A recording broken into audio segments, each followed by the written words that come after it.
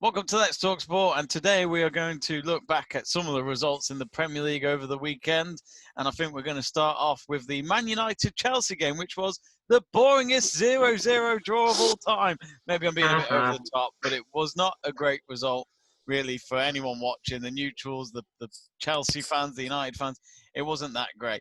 But, I mean, Joe, that started off, I don't know if you watched the game, but do you think, I feel like Chelsea played for the draw. I feel like they'd be a lot happier with the result compared to United. As a United fan, it feels like 2 points drop just because it's at home at least.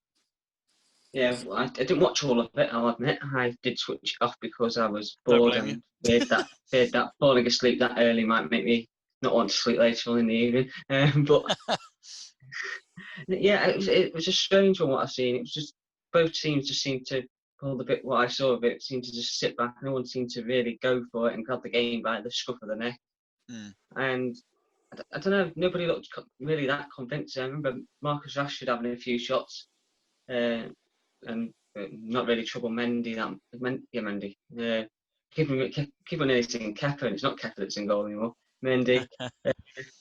I don't know. It was just a bit of a bizarre game, especially since that I predicted a 2-2 draw. I expected both teams they've been scoring goals this season, especially you coming off the back of a 4-1 win away to Newcastle and Chelsea with the 3-3 draw.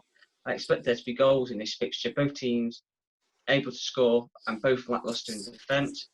So, yeah, it's a bit bizarre that of all results, it's a 0-0.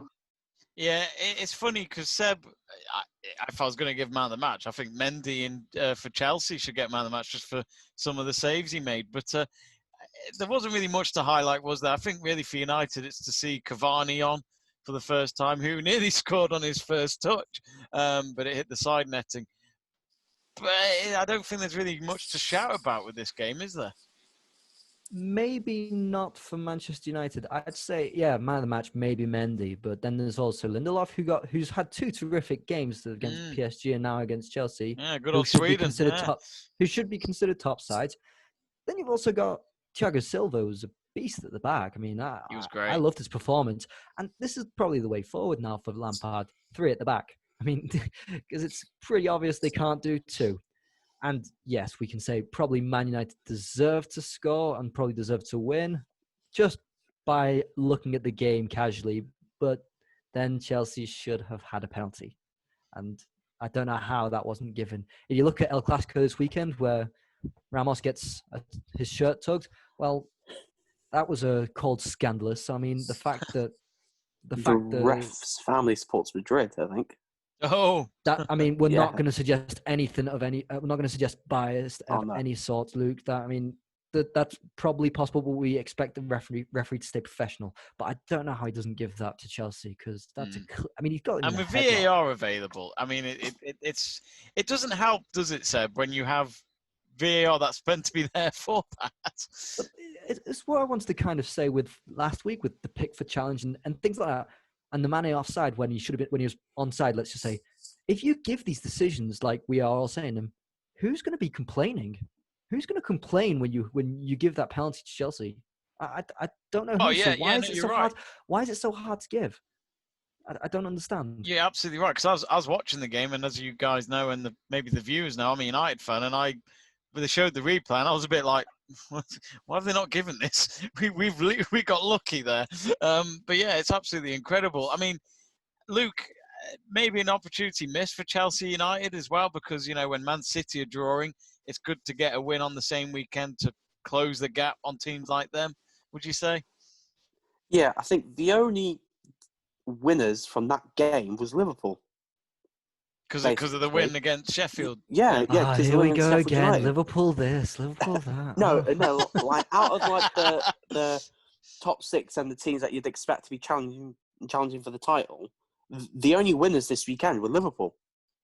In all fairness, it's been a good week for Liverpool. It's been a good week for Liverpool after what's happened with Van Dijk. There's no doubt about that. But yeah, again, that game was quite boring, to be honest. I think the only comical moment was Mendy nearly passing it in his own net, which in the first half, which could have been quite funny considering that they slated Kepa for doing it. I thought and Czech would have gone in. Yeah, I thought Chelsea were poor.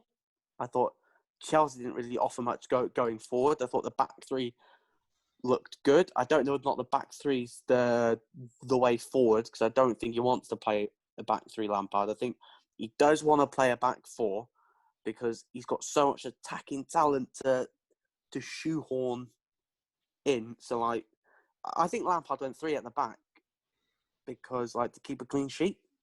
And plus, like, United were probably the only team that created any, like, made the keeper make any noteworthy saves. I think Marcus Rashford towards the end of the game forced a couple of saves from Mendy. But XG had it for both teams as less than 1. So a snooze fest was probably the most likely outcome. I thought it would be a boring 0-0 draw, because when you got both teams that can't defend, it's usually a draw. Because that's how football goes sometimes. When you think it's high scoring, you're usually going to get a stinker. And unfortunately, this game was a massive stinker. I think if I'm either manager, I think Solskjaer would relish the point more than Lampard, especially after the last home game was a 6-1 defeat to Spurs. So, I mean, there's one thing that I've mentioned this on Thursday. Frank Lampard, since he's the Chelsea manager, hadn't had a 0-0 result. Wednesday was his... Oh, no, sorry, midweek. I don't remember. Wednesday or Thursday? No, Wednesday or Tuesday was the first 0-0. And now he's got 2 0-0s consecutively. I don't know what to make of it, but this is a missed opportunity. Man United have got 1 point from 3 home games this season. Chelsea are currently undefeated. Yes, against West Brom and Brighton. But this was still a chance to try and attack them, to go at them. That's what Son did. That's what Harry Kane did. I mean, Werner should be considering himself in higher class, so he should be really going for it. Kai Havertz I don't think the 3 at the back helped them. No, it didn't help. Havertz playing on the right wing again.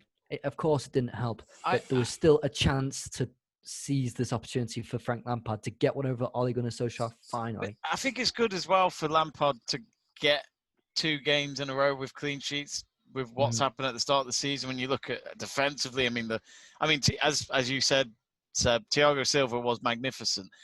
He stopped the Cavani shot as well, which was, I think that was from another, I can't remember, but it was from a corner. He converted it and he blocked, and it was a great block. Certainly helps when you're teammates at PSG. But I mean, overall, not the greatest of games, but I think from my eyes, Lampard will be happy with that result. But as Seb said, missed opportunities. The one thing that did surprise me was not seeing Twanzebe at the start of the game, just because of what he did against PSG. Do any of you guys didn't surprise me? Do you He'll not? be starting against Leipzig. No, because the PSG game was like the first game he played for like nearly a year. Yeah. So for him to go twice in a few days, I don't think would have been good man management from Ollie. I think he'll be eased back in. It wouldn't surprise me if he played the Leipzig game, like Seb said, midweek. Also one for Donny Van de Beek. Yeah, Donny. He has to start, otherwise there are questions that will be asked about this. Do you know what was more entertaining? Watching Jimmy Floyd Hasselbank and Patrice Evra after the game. That provided so much entertainment. It's better than the actual game itself. They can talk for the show. They're amazing, aren't they? It was great. I love Patrice because he talks out of his rear end, but he's a great fullback, not a great pundit. I mean, going back to I wanted to ask this. The Donny Van de Beek situation. There was a shot of him watching in the rain, and me and my brother were in the pub watching it, thinking start him. But the problem is Bruno's there, Pogba's there. They're going to come on before him. Even Juan Mata at the moment. It is a controversial shout. I don't think Ollie wanted Donny.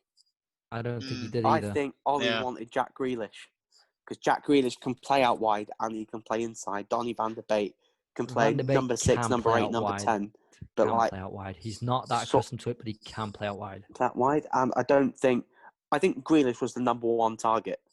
Absolutely. For that attacking midfield. But the fact is that you would have had to pay 80 million for. Yeah, but Grealish would have been massively overpriced. Merely 45 million. Villa stayed up. See, I think they were quoted 60, 70 mil. There's a list of transfers that I believe, since Ed Woodward's been around, that I believe it's an Ed transfer, not a manager's transfer. I I won't talk about it now, but I think you're absolutely right, lads. I think there is something there where Solskjaer didn't want him. And I think it was an easy transfer for United because, I mean, it helps having Van der Sar as a contact. And once they put the bid in, he was ours. So Donny Van de Beek should just wait for Real Madrid. Yeah. Yeah, he missed. He was very close to being a Real Madrid player. Yeah. Anyway, and lads. Plus, if it wasn't for COVID, Pogba wouldn't have been there. Yeah. So Absolutely. I don't make Paul Pogba. I don't make Paul Pogba. It's just completely agree with this man. I've been saying it for years. I've been saying it to you 2-3 years ago, didn't I? When we used to do it on the radios at Callum. Oh yeah. Too inconsistent. Right, lads. We're running out of time, but we must wrap up. But my thanks to the lads. What do you guys think at home? Was it a good result for Chelsea? Should Van de Beek be starting? Let us know in the comments below. See you soon.